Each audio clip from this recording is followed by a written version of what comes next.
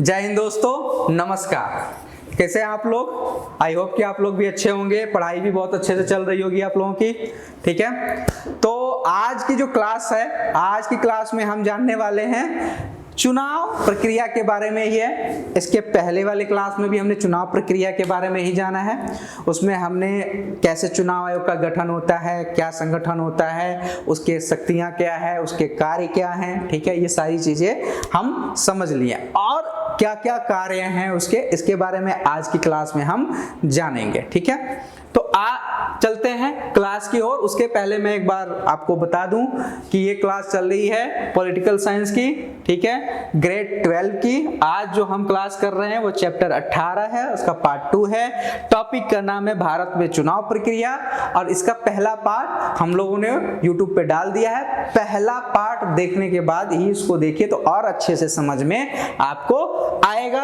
और एनआईएस के जितने बच्चे हैं आप लोग बस पढ़ाई पे ध्यान दीजिए, डू स्टडी पे आपको धीरे धीरे सारे सब्जेक्ट की क्लास मिलेंगे। आपकी तैयारी बहुत पुख्ते तरीके से कराई जाएगी। ठीक है, और सिर्फ तैयारी ही नहीं कराई जाएगी, आगे के लिए आप क्या कर सकते हैं, ठीक है, किस सब्जेक्ट को लेके आगे बढ़ सकते हैं, क्या क्या कैरियर बना सकते हैं, इस सारी चीजों के बारे में धीरे धीरे आपको वीडियो के माध्यम से काउंसलिंग भी मिलती रहेगी।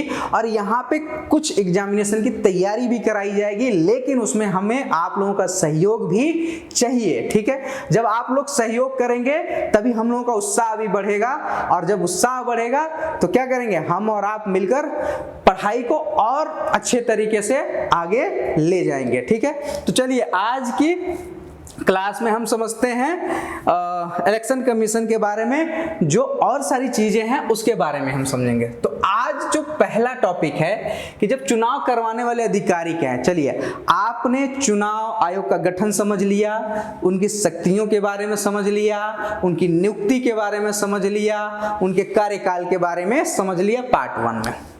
अब आ जाओ बेस पे, इंप्लीमेंट पे, कि जब चुनाव होगा, ठीक है, तो क्या होगा। ठीक है, चुनाव कराने वाले अधिकारी कौन होंगे, कैसे होगा चुनाव। ठीक है, तो सबसे पहला कि जो चुनाव आयोग जैसे ही नोटिफिकेशन जारी करता है कि भाई लोकसभा का चुनाव इतने तारीख को होना है, जैसे उसने नोटिफिकेशन जारी किया, जो जिला, हर जिला, जितने भारत में स्टेट हैं और स्टेट में जितने जिला हैं, उस सारे जिला के जितने जिला अधिकारी हैं वो सीधे चुनाव अधिकारी बन जाते हैं। उस जिला का जितना चुनाव प्रक्रिया है उस सबका चीफ कौन हो जाएगा, डिस्ट्रिक्ट मजिस्ट्रेट। सीधे पावर में आ जाएगा, सरकार का कनेक्शन खत्म, चुनाव आयोग के सीधे अंडर में।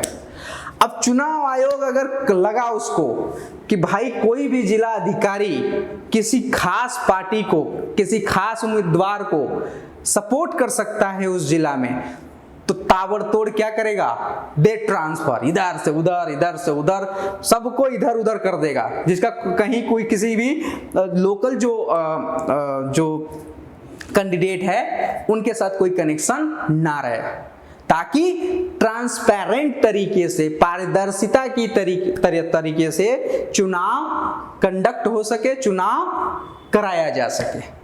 ठीक है, तो जिला अधिकारी तो सीधे क्या हो जाएगा, उस पूरे जिले का चुनाव अधिकारी हो जाएगा, मेन ये हो जाएगा। ठीक है, अब ये बन गया, लेकिन जिला तो बहुत बड़ा है। ये मान लो एक जिला है, ठीक है, इसको मान लो एक जिला है, ये जिला है, ठीक है। अब इसका पूरा का पूरा किसके अंदर में आ गया, डीएम के अंदर में आ गया। डीएम इसका पूरा अधिकारी बन गया। लेकिन क्या डीएम इतने बड़े जिला को संभाल पाएगा, नहीं संभाल पाएगा। तो वो क्या करेगा, वो इसको कई टुकड़ों में बांटेगा। ठीक है, कई टुकड़ों में बांटेगा इसको। ठीक है, और इन सब पे क्या बैठा देगा, एक रिटर्निंग ऑफिसर, आरओ बैठा देगा। ठीक है, एक क्या बैठा देगा, आरओ, रिटर्निंग ऑफिसर बैठा देगा। ठीक है, अब ये रिटर्निंग ऑफिसर क्या करेंगे, अपने अपने एरिया को देखेंगे कि भाई ये सीधे किसको, जिलाधिकारी को देंगे, रिपोर्ट करेंगे। ठीक है, और ये अपने जो एरिया मिला रहेगा रिटर्निंग ऑफिसर को, उस एरिया में चुनाव प्रक्रिया को सही तरीके से कराने का दायित्व किस पे आ जाएगा? रिटर्निंग ऑफिसर पे। अब रिटर्निंग ऑफिसर के पास मान लो कई सारे बूथ होंगे जहां चुनाव एक्चुअली में जनता क्या करेगी? चुनाव करेगी, मतदान करने आएगी, कई सारे बूथ होंगे। अब ये रिटर्निंग ऑफिसर क्या करेगा? ये क्या करेगा? हर एक एरिया को, अपने एरिया को कई सारे बूथ में बांट देगा। ठीक है, मान लो ये एक बूथ हो गया, ये एक बूथ हो गया, ये एक बूथ हो गया, ये। अब ये हर बूथ पे क्या बैठा देगा? एक प्रिसाइडिंग ऑफिसर को बैठा देगा। ठीक है, प्रिसाइडिंग ऑफिसर पीओ अधिकारी को बैठा देगा, जिसको हिंदी में क्या कहेंगे? पीठासीन अधिकारी। हर एक बूथ पे पीठासीन अधिकारी हो जाएगा। उस पीठासीन अधिकारी के अंडर में चुनाव अधिकारी हो जाएंगे। 3 चुनाव अधिकारी होंगे जो चुनाव करवाएंगे रियल ग्राउंड लेवल पे। जैसे मान लो स्कूल है, एक स्कूल है जहां पे चुनाव होना है, वहां पे उस चुनाव जहां पे जो बूथ बनाया गया है वहां पे क्या होगा? एक पीठासीन अधिकारी होगा, ठीक है, प्रिसाइडिंग ऑफिसर होगा, और उसके नीचे में 3 और अधिकारी होंगे। और वो अधिकारी कौन होते हैं? देखो, जब चुनाव का समय आता है और जैसे नोटिफिकेशन जारी होता है चुनाव का ना, तो जितने सरकारी कर्मचारी हैं, चाहे मास्टर हो, चपरासी हो, चाहे अधिकारी हो, जो भी हो, सीधे जो चुनाव आयोग है अपने अंडर में लेता है और उन्हीं को अलग अलग पोस्ट देके भेजता है। जितना चुनाव होगा ना बूथ लेवल पे, अब देखोगे टीचर लोग यहाँ पे बन के जाएंगे, या तो पीठासीन अधिकारी टीचर बन जाएंगे या चुनाव अधिकारी बनेंगे।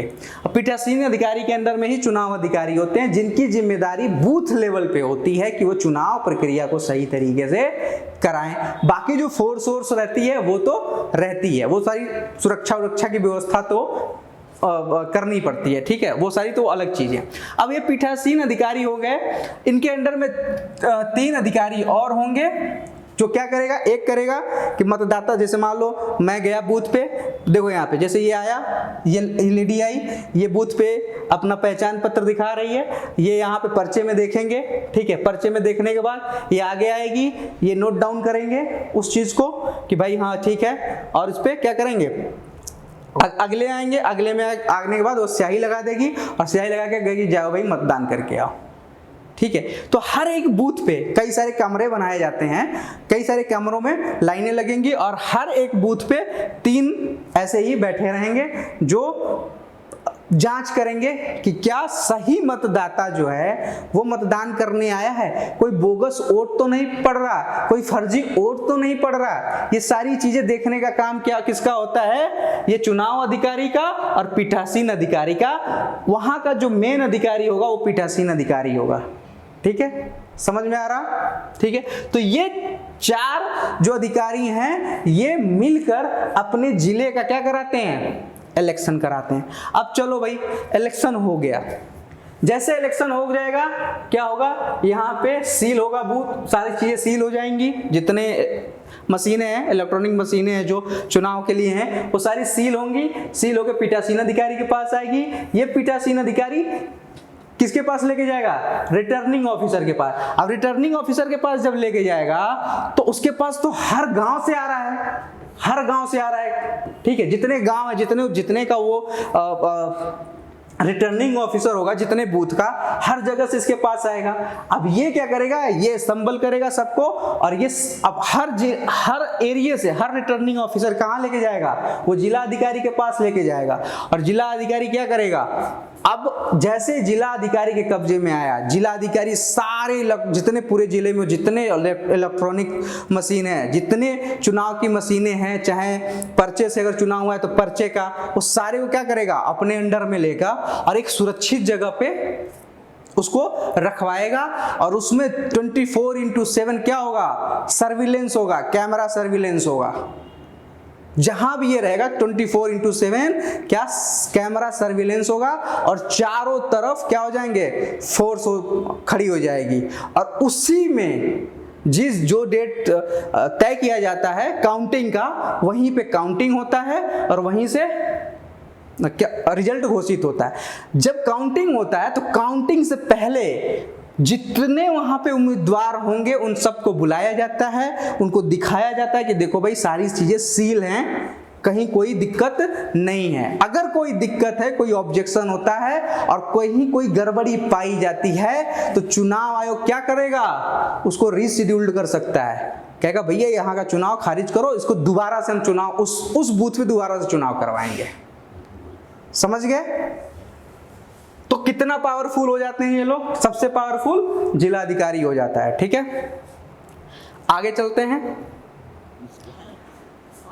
आगे में हम देखते हैं कि चलो भाई चुनाव प्रक्रिया के बारे में आप समझ गए कि जिला में कैसे कैसे बूथ तक होता है, लेकिन उससे पहले क्या होगा कि चुनाव आयोग चुनाव की अधिसूचना जारी करेगा। ये जारी कौन करता है, राष्ट्रपति से करवाता है चुनाव आयोग। ठीक है, राष्ट्रपति कहेगा भाई, चुनाव आयोग बोलेगा कि भाई अब चुनाव कराएंगे सर जी, क्योंकि अब जो है लोकसभा का जो कार्यकाल है वो 5 वर्ष हो गया है, तो हम चुनाव के लिए वो करेंगे, नोटिफिकेशन जारी करते हैं और वो जारी करवाएगा। चलो भाई, नोटिफिकेशन जारी हो गया। जारी होने के बाद नामांकन पत्र भरना होता है। नामांकन पत्र का क्या मतलब है, मान लो आपको विधायक बनना है या मान लो आपको सांसद बनना है। सांसद बनने के लिए, लोकसभा सांसद, राज्यसभा नहीं, लोकसभा सांसद बनना है, तो जैसे ही यहाँ पे नोटिफिकेशन आएगा, नोटिफिकेशन के बाद फॉर्म आएगा, फॉर्म लोगे, उसमें जो जो क्वालिफिकेशन है वो सारी चीजों को आप भरोगे, और भर के कहाँ सबमिट करोगे, आरओ के पास करोगे, रिटर्निंग ऑफिसर के पास करोगे, और वो सारी चीजों को देखेगा, मिलाएगा कि आप उस क्राइटेरिया के हिसाब से सही हैं कि नहीं। वो भी देखेंगे कि क्या क्या देखेगा, आपका नाम जांचेगा कि ठीक है, सारी चीजें जांचेगा कि आप उस क्वालिफिकेशन के हिसाब से करेक्ट हो रहे हैं कि नहीं हो रहे हैं। चुनाव आयोग के जो भी निर्धारित किया होगा पैरामीटर, ठीक है, उसके हिसाब से आप सुटेबल हैं कि नहीं है, वो सारी चीजें देखेगा। तो वो नामांकन पत्र भरवाने का जो आप नामांकन पत्र भरकर कहाँ जमा करेंगे कि भाई हम चुनाव लड़ना चाहते हैं, ये हमारा नामांकन पत्र, हमारा भी सबमिट कर लीजिए। ठीक है, तो ये काम कौन करेगा, ये भी काम चुनाव आयोग का होता है, नामांकन पत्र को भरवाना। ठीक है, दूसरा, सुरक्षा राशि जमा करवाएगा।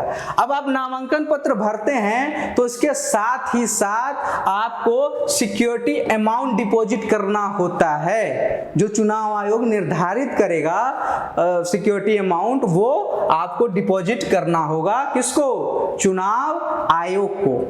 अब वो सिक्योरिटी अमाउंट का मतलब क्या है कि वो एक मिनिमम क्राइटेरिया तय करेगा। अगर उससे कम वोट आपका आता है या आप किसी तरह की गड़बड़ी करते हैं चुनाव में, तो आपका जो अमाउंट है, सिक्योरिटी अमाउंट है, उसे जब्त कर लेगा चुनाव आयोग। और अगर आप सब कुछ फेयर एंड फाइन है तो आपका वो सिक्योरिटी अमाउंट वापस कर देगा। तो security amount as a security के लिए रखा जाता है, नाम से पता चल रहा है कि सुरक्षा राशि है। तीसरा, आपने जितना नामांकन पत्र भरा है वो सारी चीजों का जांच पड़ताल कौन करेगा, आपके ठीक है, ये सारी चीजों का जांच पड़ताल चुनाव आयोग करेगा। अब मान लो आपने नाम दे दिया है, अब आप नाम वापस लेना चाहते हैं तो भी वो चुनाव आयोग से ही आपको वापस लेना है, या आपके नाम में या आपके फॉर्म में, नामांकन पत्र में कोई किसी तरह की कोई गड़बड़ी पाता है या कोई चीज मिस कर देते हैं, नहीं बताते हैं, और चुनाव आयोग को बाद में पता चलता है कि आपने ये इन्फॉर्मेशन चुनाव आयोग से छुपाई है, तो आपका नाम काट सकता है, हटा सकता है वहां से। समझ गए, बहुत पावर होता है चुनाव आयोग के पास। ठीक है, तो ये सारे काम कौन करेगा, चुनाव आयोग करेगा। आप देखिए, जैसे नामांकन, जैसे नोटिफिकेशन आ गया, यहाँ पे देखिए ये नोटिफिकेशन आ रहा है। नोटिफिकेशन आने के बाद ये कैंडिडेट हैं, ये कैंडिडेट आके क्या कर रहे हैं, अपना नामांकन पत्र, अपना सिक्योरिटी अमाउंट, अपना नाम वाम जचवा रहे हैं, सारा कुछ कर रहे हैं। ये इलेक्शन ऑफिसर हैं, ये सारी चीजें कर रही हैं। ठीक है, तो नोटिफिकेशन के बाद नामांकन पत्र, सुरक्षा राशि और जांच, जो आपका नॉमिनेशन होगा उसका जांच पड़ताल, ये सारा इलेक्शन कमीशन करेगा। ठीक है, आगे और क्या क्या कार्य करेगा। अब चलिए, नॉमिनेशन हो गया, नाम फाइनल हो गया, अगला प्रोसेस क्या होगा चुनाव प्रक्रिया का, कि भाई अब जितने कैंडिडेट हैं वो अपने लिए माहौल बनाएंगे जनता में कि भाई हमको वोट दो, तो हमको वोट दो, तो हमको वोट दो, बनाएंगे ना। मान लो आप इलेक्शन लड़ रहे हो तो माहौल बनाओगे कि भाई, पहचान बनाओगे भाई क्यों आपको वोट दे जनता, तो उसके लिए चुनाव प्रचार अभियान चलाओगे। ठीक है, अब चुनाव प्रचार अभियान आप चलाओगे तो इसमें चुनाव आयोग बोलेगा कि भाई एक लिमिटेड अमाउंट ही आप खर्च कर सकते हो, उससे ज्यादा नहीं। आप जितनी गाड़ियां यूज करोगे उसका पूरी, जितनी गाड़ी यूज करोगे कार या जो भी, वो भी आपको चुनाव आयोग को लिख कर देना पड़ेगा। अगर कोई ऐसी गाड़ी चुनाव आयोग पा लेता है जिसके बारे में उसको पता नहीं है और आप उसको यूज कर रहे हो चुनाव प्रचार के लिए, और किसी ने भी फोटो लेके चुनाव आयोग को भेज दिया, तो वो गाड़ी आपकी जब्त कर सकता है पूरे चुनाव के लिए। बहुत पावर है। तो चुनाव अभियान में क्या यूज कर रहे हो, कितना यूज कर रहे हो, कितना धन यूज कर सकते हो, इस सब की क्राइटेरिया चुनाव आयोग तय कर देता है। और जब आप चुनाव जीत जाते हो तो आपको चुनाव में जितना खर्चा हुआ है उसकी बैलेंस शीट आपको चुनाव आयोग को सौंपना पड़ता है कि भाई हमने ये इतना इतना इतना खर्च किया है, और आपने जो क्राइटेरिया बताया था, मान लो 40 लाख 45 लाख, हमने उससे ज्यादा खर्च नहीं किया है। अगर उससे ज्यादा खर्च किया है और चुनाव आयोग इसको पकड़ लेता है तो आपका चुनाव, जीती हुई चुनाव को रद्द कर सकता है चुनाव आयोग। हालांकि खर्चा तो चुनाव आयोग के लिमिट से ज्यादा ही कैंडिडेट करता है, लेकिन दिखाता चुनाव आयोग ने जो जो तय किया है उससे कम ही दिखाता है। आप भी जानते हो, हम भी जानते हैं कि चुनाव में क्या क्या होता है, किस लेवल तक होता है। ठीक है, अगला, आदर्श आचार संहिता लागू कर देगा। आचार संहिता लागू होते ही सरकार की जितनी पॉलिसीज हैं वो वहीं की वहीं रुक जाती हैं। वो नई पॉलिसीज नहीं बना सकते, नई चीजें नहीं ला सकते, ऐसी कोई भी पॉलिसी, ऐसी कोई भी अनाउंसमेंट नहीं कर सकते जिससे क्या हो, जनता को प्रलोभन मिले, लुभावने वादे मिले। वो सब आप नहीं कर सकते आचार संहिता लगने के बाद। आचार संहिता में हर चीज पे देखा जाता है, भाषण पे, क्या भाषण दे रहे हो तो सही से दे रहे हो कि नहीं, कहीं धार्मिक उन्माद पे तो बात नहीं कर रहे हो, किसी जाति पे तो बात नहीं कर रहे हो, कोई भी ऐसी चीज जिससे जनता को लुभाने का प्रयास किया जा रहा है, अपने फेवर में लेने का प्रयास किया जा रहा है।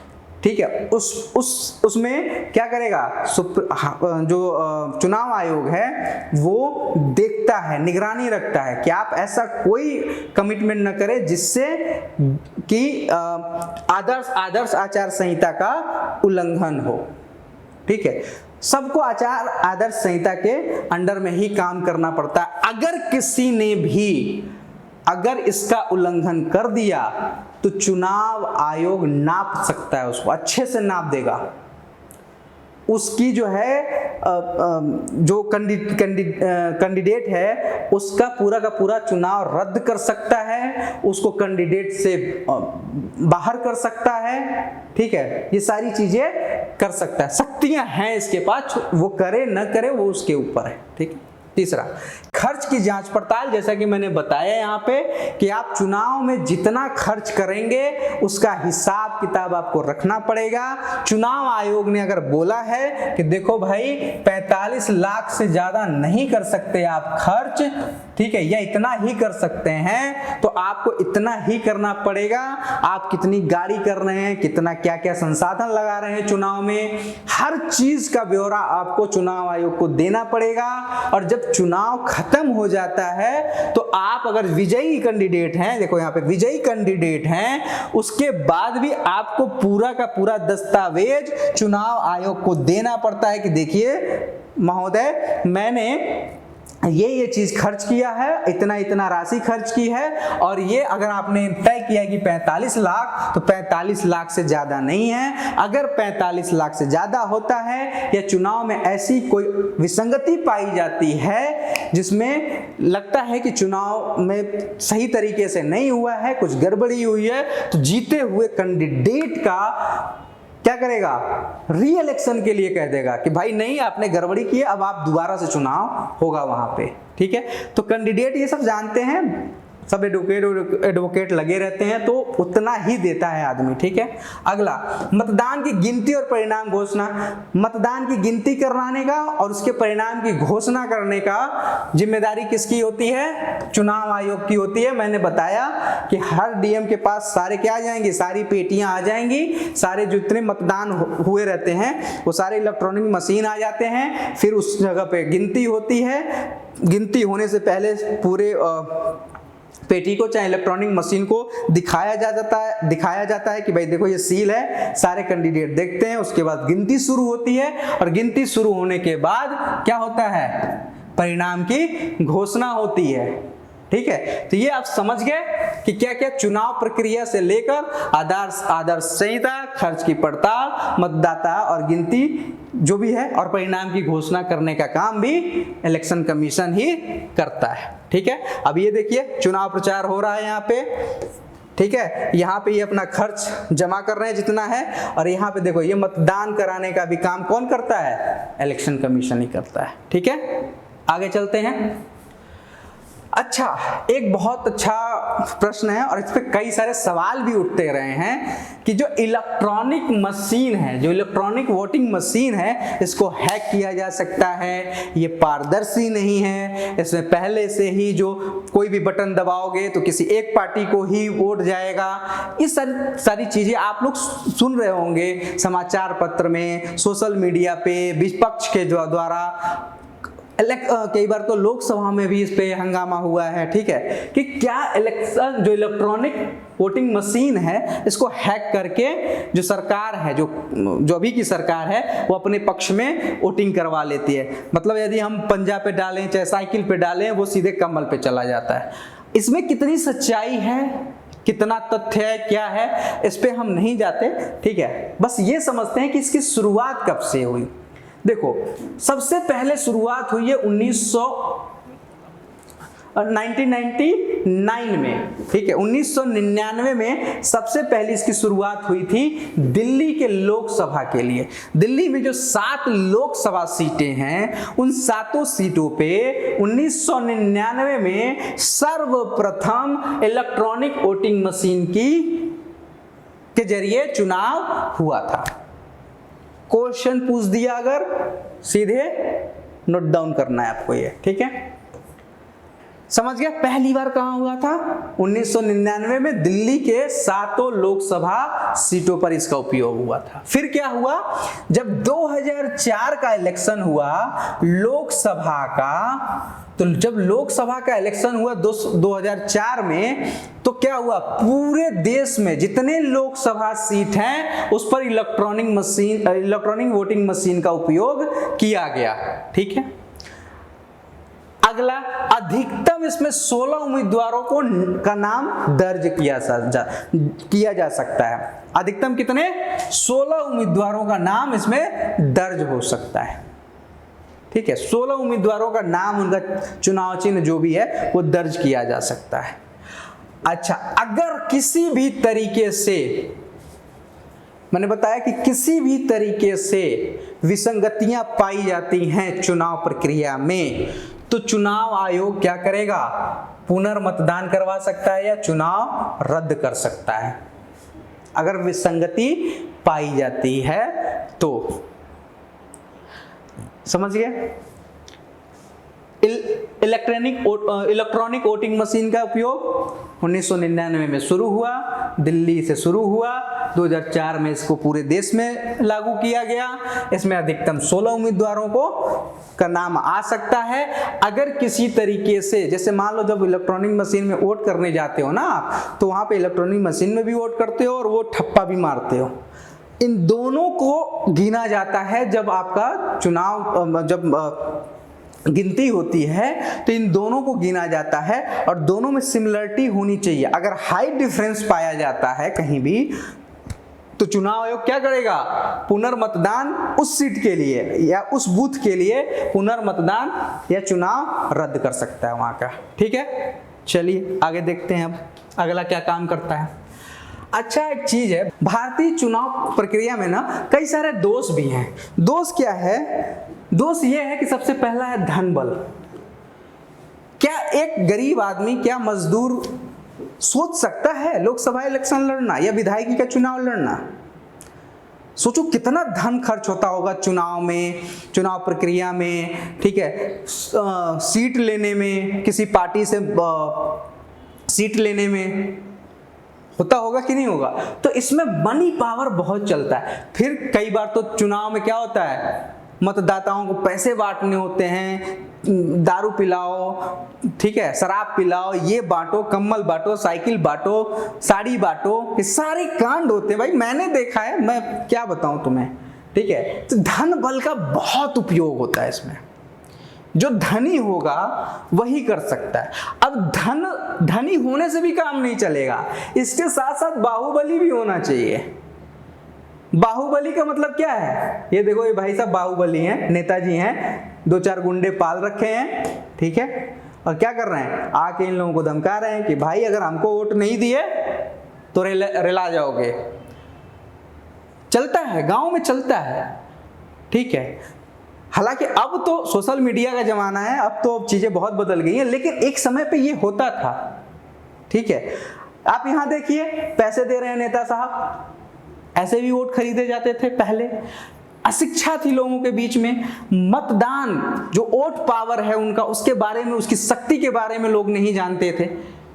अब तो चलो जनता भी धीरे धीरे क्या हो रही है, होशियार हो रही है, जिम्मेदार हो रही है, लेकिन अभी भी बहुत सारे कार्य होने बाकी हैं, अभी बहुत सारी जागरूकता लानी बाकी है समाज में। जो मतदाता हैं उनके बीच में ये जागरूकता होनी चाहिए, ठीक है। आज भी कई इलाकों में, गांव में, कई जगहों पे प्रधानी के चुनाव में ये सब चलता है, विधायकी के चुनाव में ये सब चलता है, ठीक है। तो बाहुबल जो है वो बहुत था। 1990 के दशक से पहले आप अगर जाओ, सोचो उस समय ना आपके पास इलेक्ट्रॉनिक जो सोशल मीडिया है कुछ नहीं है, सरकार के पास भी इतने संसाधन नहीं है कि वो चीजें करवा पाए। सोचो बूथ के बूथ कैप्चर हो जाते थे। मैं बिहार में था, बिहार में प्रधानी के इलेक्शन में बम चल जाते थे भाई। अब पता नहीं अब चल रहे हैं कि चलते हैं कि नहीं चलते हैं, लेकिन मैं जब छोटा था उस समय की घटना बता रहा हूं मैं, ठीक है। तो 2001 की बात बता रहा हूं, ठीक है। तो ये बाहुबल भी खूब चलता है, धन बल भी खूब चलता है। अब इसके बाद क्या है, सबसे बड़ा दोष जाति और धर्म। आपको क्या लगता है, जाति और धर्म के आधार पे चुनाव होना चाहिए, मतदान होना चाहिए, या देश के नाम पे होना चाहिए, देश के विकास के नाम पे होना चाहिए, देश के मुद्दे के, जो देश का जो मुद्दा है, बेरोजगारी, गरीबी, हाँ, पर्यावरण प्रदूषण, देश का विकास, ग्रोथ, इस सब पे बात होनी चाहिए, इस सब पे इलेक्शन होना चाहिए कि जाति पे कि भाई तू कुम्हार हो तो हमके दिया, तू यादव हो तो हमके दिया, जितना यादव समाज है भैया समाजवादी पार्टी के देंगे, जितने हरिजन लोग हैं, जितने निम्न कास्ट के लोग हैं वो बहुजन कब जाया हुआ है। क्या होना चाहिए भाई, हम तो मुसलमान हैं, हम तो कांग्रेस को देंगे जी, हम भाजपा को नहीं देंगे, जितने हिंदू हैं भाजपा को देंगे। क्या इस तरह की चीजें होनी चाहिए? ये आपसे सवाल है, सोचना चाहिए। आप विद्यार्थी हैं, आने वाले समय में आप देश के क्या हैं, भविष्य हैं, तो आपको ये सोचना चाहिए कि क्या जाति और धर्म के नाम पर जो हम मतदान करते हैं, जो हम मत देते हैं, वो सही है या गलत है। ये तार्किक विषय और इस पर सोचना चाहिए, या देश के जो मुद्दे हैं उस पर होना चाहिए बातचीत, ठीक है। तो ये एक बड़ा समस्या है देश के लिए। अच्छा, सरकारी मशीनों का दुरुपयोग, जिसके पास ये धन है, जिसके पास ये बल है, बाहुबल है, सरकारी मशीनरी, पुलिस सब उसी के यहाँ सिस्टम बनता जाता है, दुरुपयोग होता है। सरकारी मशीनरी का दुरुपयोग कर सकते हैं ये नेता लोग, जो बाहुबली हैं, जो धन बली हैं, किसी को भी पैसा खिला देंगे, काम हो जाता है भाई। ये सब दोष हैं, और इसके लिए आगे चल के एक कमेटी भी बनी है, मैं आपको दिखाता हूं। ये सब चीजें थी तो एक कमेटी बनी, तारकुंडे समिति, 1974 में उनको ये दिया गया कि भाई ये सुधार करवाओ, ये कैसे चलेगा, ये धन बल चल रहा है, बाहुबल चल रहा है, बूथ लूट ले रहे हैं, जाति और धर्म के नाम पर मतदान हो रहे हैं, चीजें हो रही। तो तारकुंडे समिति बनाई गई कि भाई इसमें सुधार करो। कैसे होगा सुधार? 1974 में। तो उन्होंने कुछ सुधार बताया। सबसे पहले उन्होंने क्या किया कि जितने मतदाता थे उनकी आयु 18 वर्ष थी। पहले जितने 1974 से पहले जितने थे उनकी क्या थी, मतदाताओं की उम्र 21 वर्ष थी। मतलब 21 वर्ष के लोग ही क्या कर सकते थे, मतदान कर सकते। इसको कहा गया कि भाई 18 वर्ष करो, ये 18 वर्ष पे लाया गया। उसके बाद जमानत राशि को बढ़ाने की बात की। जो सिक्योरिटी मनी है वो कम थी, उसको बोला कि बढ़ाओ और बढ़ाओ, और जो गलत काम कर रहा है, जो गड़बड़ी कर रहा है इलेक्शन में, उसकी जमानत राशि को जब्त कर लो, खत्म। तो जमानत राशि को बढ़ा दो। तीसरा, जितने जाली और फर्जी वोट रोकने के लिए क्या करना होगा, पहचान पत्र। जो आपको पहचान पत्र मिलता है ना इलेक्शन कमीशन के, देखो वो आपका वैलिड चीज है, वैलिड डॉक्यूमेंट है। किस लिए, कि आप वोटर हैं भारत के, आप मतदाता हैं भारत के। और उसमें पहचान पत्र में क्या होना चाहिए, फोटो होना चाहिए, कि वो फोटो किसका है। पहले फोटो नहीं होता था, कोई किसी का भी मार के आ जाता था। तो तारकुंडे समिति ने कहा कि देखो ऐसा पहचान पत्र जारी करो जिसमें फोटो हो मतदाता का।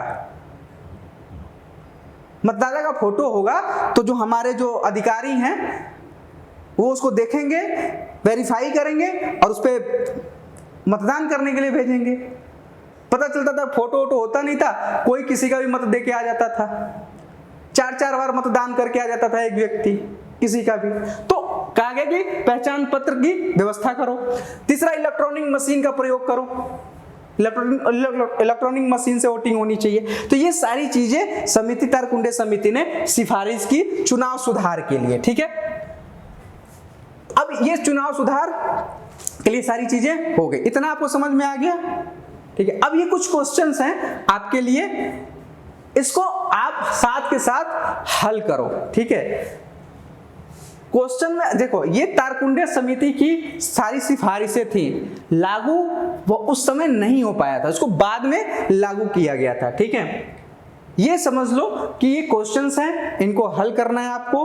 अभी क्लास खत्म हुई है, तुरंत कॉपी पेन लीजिए, क्वेश्चन पढ़िए, लिखने का अभ्यास करिए, सीधे क्वेश्चन पे जाइए और जहां पे इसका डिस्कशन हुआ है, अगर दिक्कत आ रही है लिखने में तो उस वीडियो को चालू कीजिए और लिखना शुरू कीजिए। पहला क्वेश्चन है, भारत में चुनाव आयोग के क्या कार्य हैं। चुनाव आयोग के क्या कार्य हैं बता दिया हूं मैं, ठीक है। लोकसभा विधानसभा चुनाव के दौरान अपनाई जाने वाली चुनाव प्रक्रियाओं के वर्णन मैंने बता दिया, कैसे जिलाधिकारी होगा, पीठासीन अधिकारी होगा, रिटर्निंग ऑफिसर होगा, चुनाव अधिकारी होगा, वो सारी चीजें बता दिया है। फिर कैसे प्रचार होगा, ये सारी चीजों के बारे में मैंने बारी बारी से बता दिया है, ये सारे इसमें आ जाएंगे। भारत की चुनाव व्यवस्था की कमियों के बारे में अभी कमियां बताया है, धन बल ये सारी चीजें, ठीक है, जाति धर्म ये सारी क्या है, कमियां हैं चुनाव, आज भी हैं, ऐसा नहीं है कि पुरानी बात है, आज भी ये सारी कमियां हैं, ठीक है। तो आपको ये समझना चाहिए कि चुनाव आयोग किस तरह से चुनाव प्रक्रिया को कराता है, क्या क्या जिम्मेदारियां निभाता है, क्या क्या शक्ति है, और पूरे भारत में चुनाव कराना कितना कठिन काम है, और इस सब सारे दायित्व को चुनाव आयोग को निभाना पड़ता है। सोचो, आपका लोकतंत्र का एक बहुत बड़ा स्तंभ, बहुत बड़ा कार्य, बहुत बड़ी जिम्मेदारी निभाता है चुनाव आयोग। इसीलिए हमारे संविधान निर्माताओं ने इसे एक संवैधानिक अधिकार दिया गया है, इसको एक संवैधानिक संस्था बनाया गया है, इसको अलग संस्था है, स्वायत्त संस्था है ये, समझ गए, ठीक है। तो आई होप कि अगर आप दोनों क्लास देख लेते हैं तो आपको पूरा का पूरा चुनाव जो होता है भारत में, चुनाव की जो प्रक्रिया है, चुनाव आयोग के कार्य, उसके निर्वाचन, ये सारी चीजें आपके कॉन्सेप्ट क्लियर हो जाएंगे। कहीं से भी सवाल आ जाए, कहीं से भी क्वेश्चन आ जाए, किसी तरीके का क्वेश्चन आ जाए, आप रगड़ के रख देंगे पेपर को, ठीक है। तो मेरा मतलब ये आशा है आप लोगों से कि ये क्लास आपको बहुत अच्छी लगी होगी, बहुत कुछ समझने को मिला होगा, बहुत कुछ सीखने को मिला होगा, बहुत सारे कॉन्सेप्ट क्लियर हुए होंगे। अगर कहीं कोई दिक्कत होती है तो आप कमेंट करिए, ठीक है। आप जो भी आपका डाउट होगा उस पर आपका वीडियो बना दिया जाएगा, ठीक है, आपका डाउट क्लियर किए जाएंगे, ठीक है। पढ़ते रहिए, मस्त रहिए, तब तक के लिए जय हिंद, मिलते हैं अगले वीडियो में।